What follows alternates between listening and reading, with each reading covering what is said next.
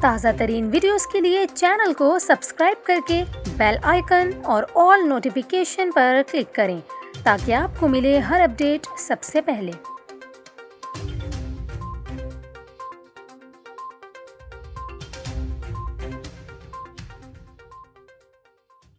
السلام علیکم، نیوز 24/7 اردو میں خوش آمدید۔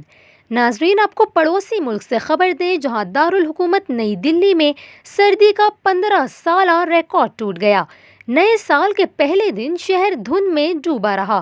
نئی دلی میں درجہ حرارت 1.1 ڈگری سینٹی گریڈ تک گر گیا۔